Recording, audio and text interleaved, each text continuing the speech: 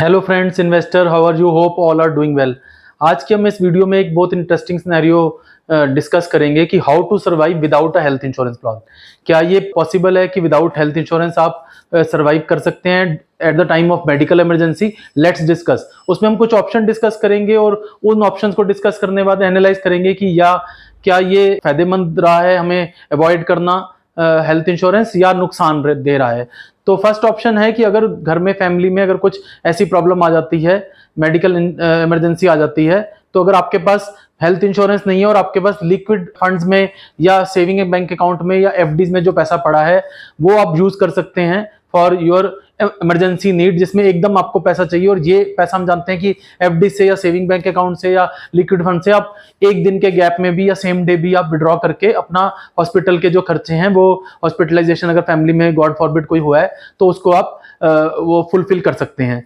वो अमाउंट कुछ भी हो सकता है, 10 लाख, 20 लाख, 30 लाख। जैसे आपको पता है कि मेडिकल में एक्सपेंसेस इतने बढ़ रहे हैं, इन्फ्लेशन इतना हाई है,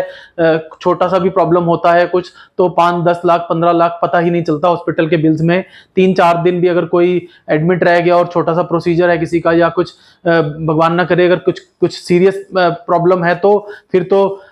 तो अंदाजा ही लगाया जा सकता है कि कितना पैसा लग सकता है। एक फैमिली मेंबर को अगर कुछ ऐसा भगवान ना करे प्रॉब्लम हो जाए तो 10, 20, 30, 40 लाख रुपए जो भी आपके पास लिक्विड फंड में पड़ा है, एफडीज में पड़ा है या सेविंग बैंक अकाउंट में पड़ा है, वो आप एकदम लिक्विडेट करिए और अपना हेल्थ इंश्योरेंस का जो आपका रिक्वायरमेंट है, जो मेडिकल इमरजेंसी का जो रिक्वायरमेंट है, उसको आप एकदम फुलफिल करिए और वो आपकी प्रॉब्लम सॉल्व हो जाएगी। अब आपने अगर उसका सिर्फ 1% ही, जो आप 10 लाख, 15 लाख, 20 लाख, 30 लाख रुपए जो भी आप खर्च करेंगे फॉर मेडिकल इमरजेंसी, उसका सिर्फ आपने 1% भी अगर शायद साल का खर्च किया होता टुवर्ड्स हेल्थ इंश्योरेंस, तो आपका ये पैसा पूरा वेस्ट ना जाता, पूरा उसमें हम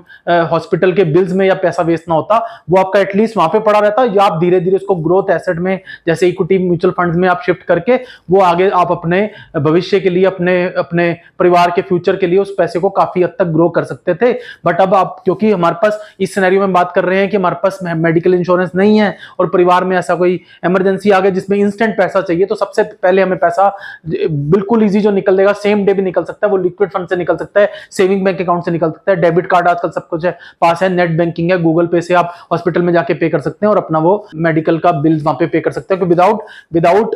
depositing any specific amount in each and every hospital. वो they will not start your treatment. तो जब तक वहां पर जाकर कुछ सबमिट नहीं कराएंगे, कुछ डिपॉजिट मांगते हैं at the time of the admission, तो जैसे ही आप डिपॉजिट कराएंगे तो वो फिर आगे आगे आपको रूम अलॉट करके जो भी प्रोसीजर उन्होंने डॉक्टर्स ने करना है, they will start over there. तो इस सिनेरियो से आपका मेडिकल वाला तो एक प्रोसेस हो जाएगा कंप्लीट, बट आपको कितना उसमें लॉस होगा वो आप खुद समझ रहे हैं कि वो जो भी अमाउंट लगेगा वो कम नहीं होगा, वो बड़ा अमाउंट होगा। उतना या तो अवेलेबल होना चाहिए सेविंग बैंक अकाउंट में या लिक्विड फंड में या एफडीज में, तो उसको आप तोड़ के वो एक हमारा जो survival eight the time of the medical emergency in the family, तो वो तो पूरा हो जाएगा, बट वो पैसा सारा हमारा वेस्ट हो जाएगा। मतलब वेस्ट नहीं मैं कह सकता, वो आपका काम तो आ गया, बट अगर आप उसका शायद 1 या 2% भी एनुअल खर्चते, जैसे लिक्विड फंड में, सेविंग बैंक अकाउंट में आपको अप्रोक्सीमेटली 6-7% का रिटर्न आ जाता है, जितना इन्फ्लेशन बढ़ रहा है, जितना नॉर्मल इन्फ्लेशन बढ़ रहा है, मेडिकल इन्फ्लेशन तो 10% के ऊपर बढ़ रहा है, तो उतना आपको 6-7% रिटर्न आ जाता है। बट उसका सिर्फ 1-2% जो रिटर्न आ रहा था वो आप टुवर्ड्स मेडिकल हेल्थ इंश्योरेंस दे देते, तो आपका ये सारा पैसा इंटैक्ट रहता, वो हिलता ना वहां से, और आपको आगे उसको ग्रोथ एसेट में जाकर लगा के, जैसे इक्विटी म्यूचुअल फंड में लगा के उसको डबल डिजिट के रिटर्न के लिए भी आप जा सकते थे, 10%, 12%, 15%, जैसे ऐसे सिनेरियो होता। बट अब तो वो अब हमारे पास कोई ऑप्शन नहीं है। इस ऑप्शन में हम लिक्विडेट करेंगे और अपना हेल्थ इंश्योरेंस का अपना जो मेडिकल इमरजेंसी है उसका फुलफिल करेंगे। अब दूसरे सिनेरियो में हम बात करेंगे, जैसे हमने पहले सिनेरियो में देखा कि आप लिक्विड फंड से या एफडी से पैसा निकाल के वो मेडिकल इमरजेंसी में आप उसको फुलफिल कर सकते हो। दूसरे सिनेरियो में हम याद करते हैं कि किसी फैमिली ने एफडीज में, लिक्विड फंड में बहुत कम पैसा रखा हुआ है और ज्यादातर पैसा उन्होंने अपने ग्रोथ एसेट में लगा रखा है फॉर फ्यूचर प्लानिंग, अपने बच्चों की पढ़ाई के लिए, अपनी रिटायरमेंट के लिए, वो उस गोल्स के लिए वो काफी सालों से एसआईपी चलाते आ रहे हैं, या काफी सालों से लमसम के थ्रू इक्विटी म्यूचुअल फंड में वो इन्वेस्ट करते आ रहे हैं, जहाँ पे वो 15%, 16%, 14% ऐसी रिटर्न वो पा रहे हैं हर साल, और उनका एस्पिरेशन है कि इससे वो बहुत बड़ी वेल्थ क्रिएट करना चाहते हैं, और अचानक in the absence of health insurance घर में एक मेडिकल इमरजेंसी आ गई जो कि कभी भी आ सकती है, और हेल्थ इश्यूज किसी को भी किसी भी एज में हो सकते हैं। तो वो अगर मेडिकल इमरजेंसी फैमिली में आ गई तो अब आपको क्या करना है कि उसमें से आपको लिक्विड इक्विटी फंड से पैसा विड्रॉ करने का एक वो बनेगा सिनेरियो कि इक्विटी फंड से। बट इक्विटी फंड में एज यू नो कि 2 वर्किंग डेज लगते हैं, it will take 2 working days to get the amount credited in your bank account. But hospital में आपको इंस्टेंट देना है, तो वो इंस्टेंट वाला आपको अपने क्रेडिट कार्ड से या कहीं से और इंस्टेंट कैश का अरेंजमेंट करके वो आप हॉस्पिटल के जो इंस्टेंट एक बार at the time of admission but you need to pay over there, तो वो आप वहां पर पे करके और फिर आपका 2 दिन में इक्विटी फंड से वो पैसा आ जाएगा। अब किसी का कितना भी कॉर्पस है, किसी सपोज 1 करोड़ का कॉर्पस है और मेडिकल इमरजेंसी में 20 से 30 लाख रुपए लग गए, यानी कि वो 25 से 30% अपना कॉर्पस कम कर दिया उन्होंने, because they don't have the medical insurance. जिसमें शायद वो जाते तो उनका 1 करोड़ के कॉर्पस का तो मैं कैलकुलेट करूं तो शायद उनका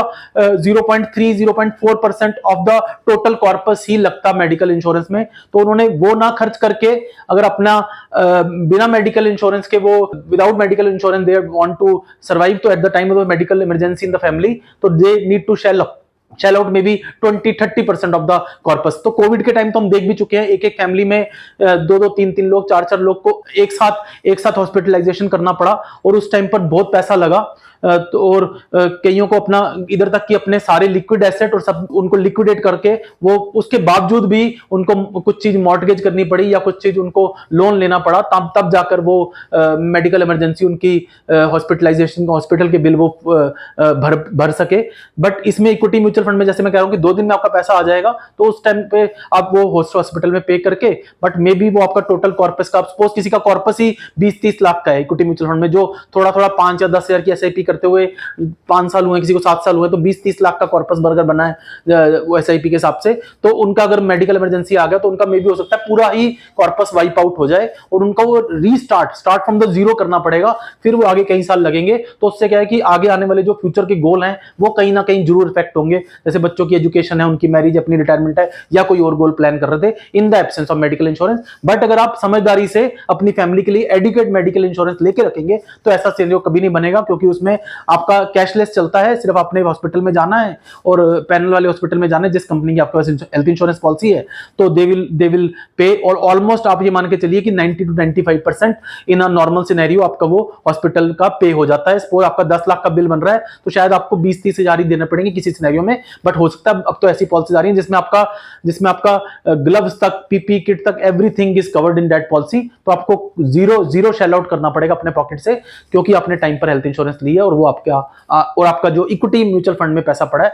वो आपका एज इट इज ग्रो करता रहेगा। तो हम थर्ड ऑप्शन के बारे में बात करते हैं, जहां पे हमारी फाइनेंशियल इन्वेस्टमेंट या फाइनेंशियल सेविंग बिल्कुल नहीं है किसी फैमिली की, और सारी जो इन्वेस्टमेंट्स हैं या सारी जो सेविंग्स हैं वो फिजिकल एसेट में, मींस गोल्ड या रियल एस्टेट। तो गोल्ड में तो आपको इंस्टेंट गोल्ड लोन मिल सकता है कि आप अपना गोल्ड लेके किसी बैंक में जो गोल्ड लोन प्रोवाइड करते हो, या एनबीएफसी जो गोल्ड लोन प्रोवाइड करती हैं, उनके पास अपना गोल्ड ले जाइए तो वो आपको इंस्टेंट उसमें लोन प्रोवाइड कर देंगे। गोल्ड वो अपने पास रख लेंगे, आपको उसका कुछ परसेंटेज 70-80% शायद वो अपना उसका आपका गोल्ड का वैल्यू का उसमें आपको लोन दे देंगे। बट उसमें जो आपको इंटरेस्ट रेट लगेगा वो शायद आपका एनुअल जितना एक बार प्रीमियम जाना था इन अ ईयर, हो सकता है वो मंथली आपका इंटरेस्ट में चला जाए। सपोज किसी के गॉड फॉरबिड कोई क्रिटिकल इलनेस होगी तो 20-30 लाख का अगर खर्चा आ रहा है हॉस्पिटल का, तो अगर अपना उतना गोल्ड रख के 20-30 लाख का वो गोल्ड लोन लेंगे तो आपको ये मान के चलिए कि वो अगर 1-1.25% पर भी उनको इंटरेस्ट पे मंथली बेसिस पे करना पड़ेगा, जो इतना चलता है 12 से लेके 15-17% तक गोल्ड लोन पे इंटरेस्ट रेट चलता है एनुअली। तो उनको 1-1.25% अगर मंथली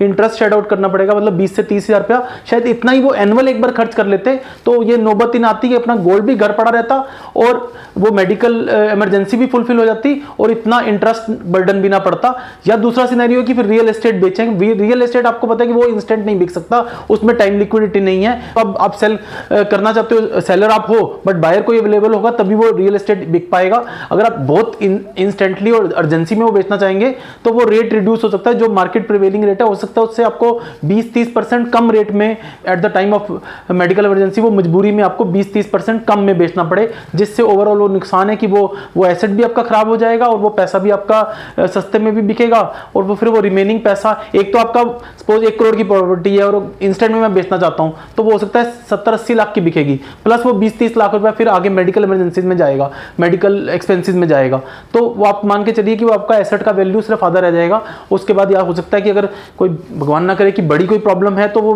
कितना भी पैसा उसमें लग सकता है, वो नो वन कैन प्रेडिक्ट। वो इस वीडियो में हम ऐसे नहीं बता सकते कि हम किसी पर्टिकुलर बीमारी के बारे में बात नहीं कर रहे। भगवान करे कि क्रिटिकल इलनेस किसी को ना हो, छोटे में कुछ प्रोसीजर में ही वो सॉल्व हो जाए जो अगर कोई प्रॉब्लम आई है तो बट अगर गॉड फॉरबिड ऐसा कुछ प्रॉब्लम आता है और मल्टीपल मेंबर्स को हो गया या ऐसा कुछ है तो फिर वो कितना भी पैसा लग सकता है, उसमें आपका पूरा वो वेस्ट हो जाएगा। तो इन सब सिनेरियो में ultimately there will be a loss to individual and the family who don't have ample health insurance cover.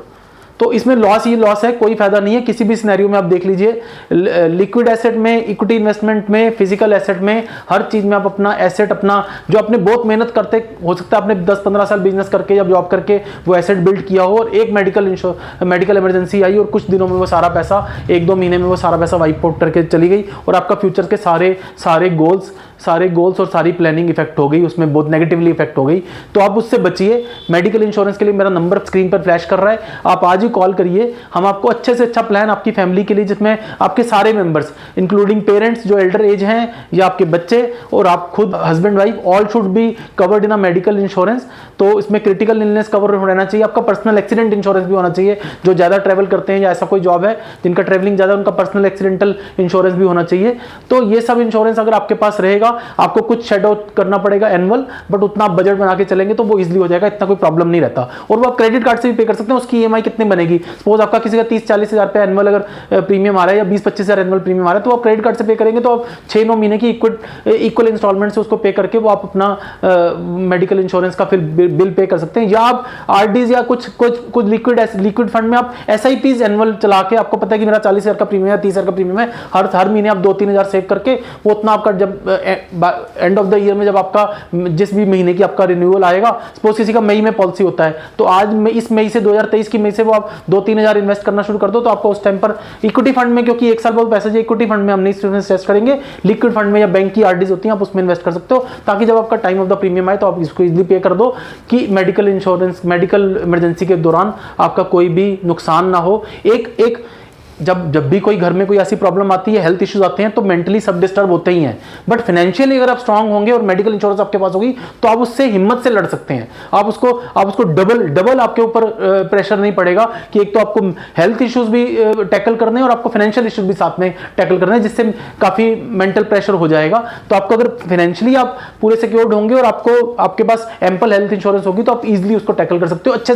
अच्छे हॉस्पिटल से जाके सीनियर से सीनियर डॉक्टर और स्पेशलिस्ट को के वो प्रॉब्लम को आप सॉल्व कर सकते हैं। गॉड फॉरबिड ऐसा किसी को ना हो। हम सबके लिए प्रार्थना करते हैं कि किसी को, कोई भी किसी तरह, सब हेल्दी रहें, अपना हेल्थ का ध्यान रखिए, रेगुलर एक्सरसाइज करिए, डाइट पे कंट्रोल रखिए ताकि आपको कभी ऐसा प्रॉब्लम आए ना। बट गॉड फॉरबिड, शरीर है, बॉडी है तो कभी आ सकता है, तो उस केस में आपका medical insurance is must for everyone. मेरा नंबर फ्लैश स्क्रीन पर हो रहा है, आप मेरा चैनल सब्सक्राइब कर दीजिए, लाइक कर देना, बेल आइकन दबा देना। जल्दी से जल्दी आप कॉल करके अपना हेल्थ इंश्योरेंस अगर आपका और आपकी फैमिली का नहीं है तो आज ही कॉल करिए। Best to best we will provide you. Thank you, all the best.